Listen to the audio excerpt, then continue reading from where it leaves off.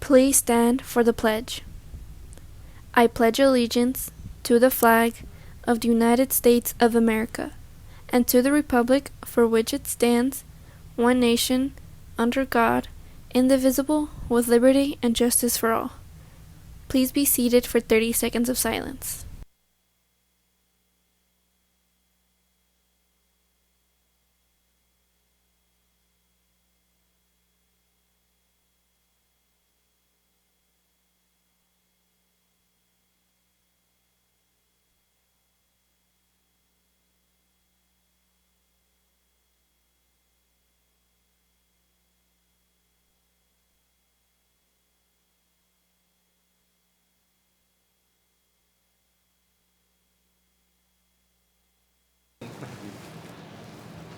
Coming up today on EVTV News, we'll tell you everything you need to know about homecoming, from tickets to nominations to posters for your proposal.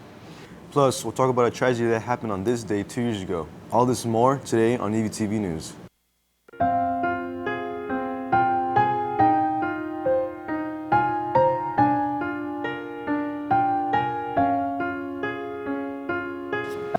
Good morning. Today is Tuesday, October 1st, 2019. I'm Yesenia Hernandez. And I'm Joseph De La Rosa. Thank you for tuning in this morning. We'll have you have your news in your bit. Today is the 2-year anniversary of the day of the lives that 58 people were taken in the Route 91 shooting.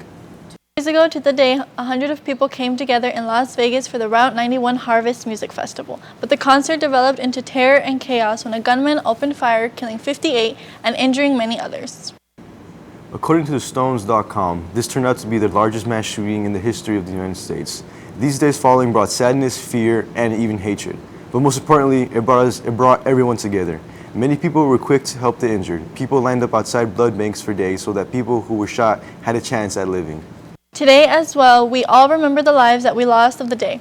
Be courteous and respectful to everyone, because you never know if someone lost a friend, a brother, sister, or loved one on that day. The city of Las Vegas is scheduled to host a remembrance of those who were lost on October 1st, 2017. Today at 10:05 p.m. There will be a reading of the 58 victims' names at the Las Vegas Community Healing Garden located at 1015 South Casino Center Boulevard. Las Vegas Mayor Caroline Goodman will read the names of those who passed away, and a candle will be lit in the remembrance for each person who died as a result of the shooting at the Route 91 Harvest Festival. As the community, nation, and world healed after the events of October 1st, many exhibits were set up in southern Nevada to remember the victims. One of the exhibits is in Henderson. Tristan Ming from our station at FSTV News is now here to take you to such exhibit.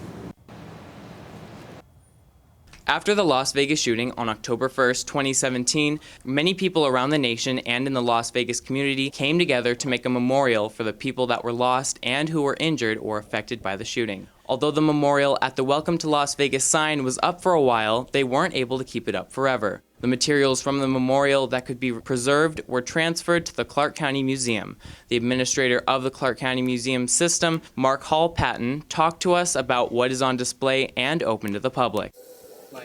These artifacts range from painted rocks to stuffed animals to candles to flowers to artworks to rosaries to t-shirts to hats.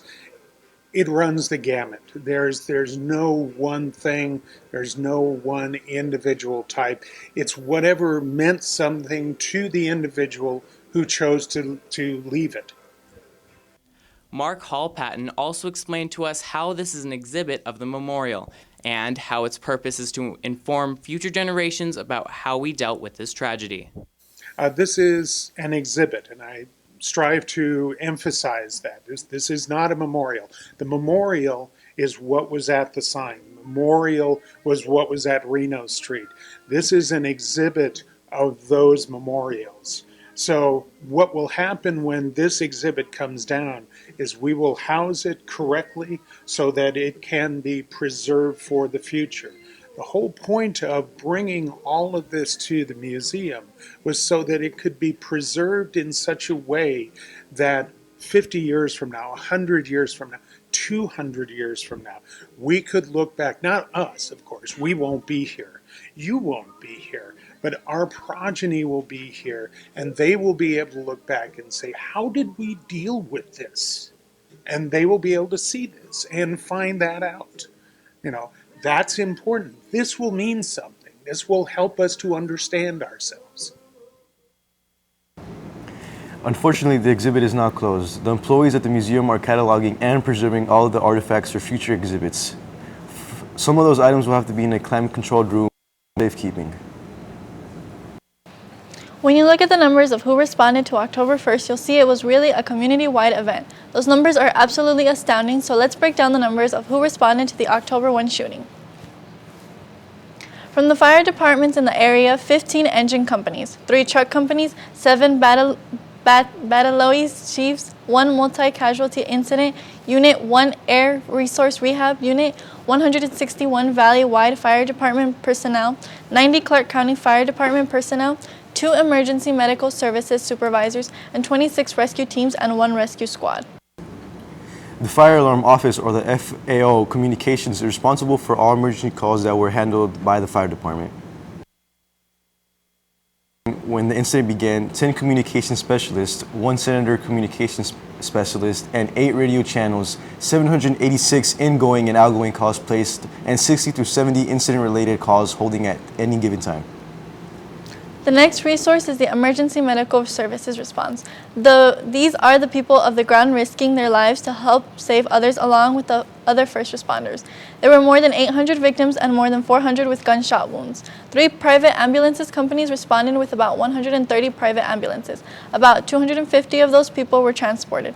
Fort Clark County's fire department trade areas were set up with hundreds that were treated.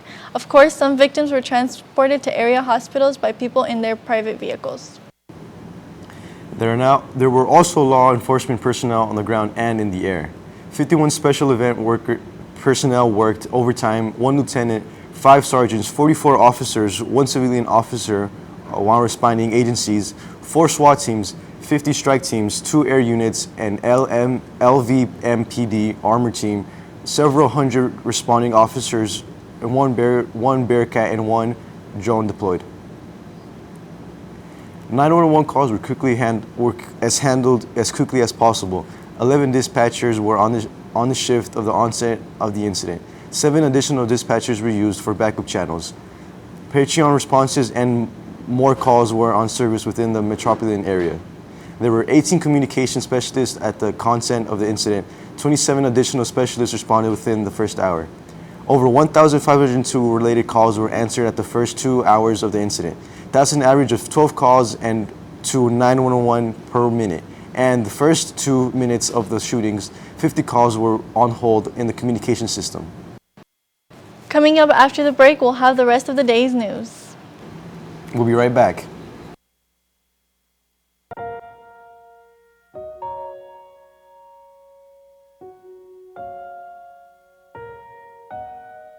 Braver, Closer. Kinder. prouder.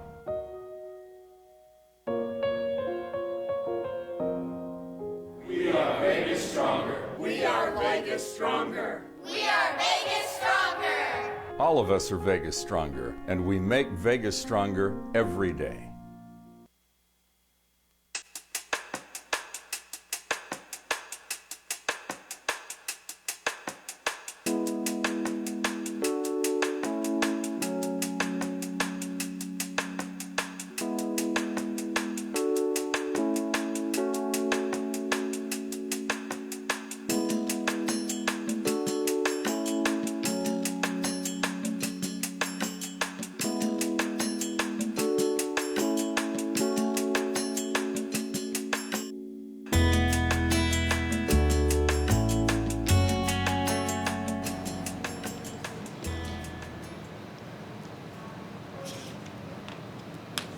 Welcome back. Spirit Week continues with You've Got a Friend in Me Day.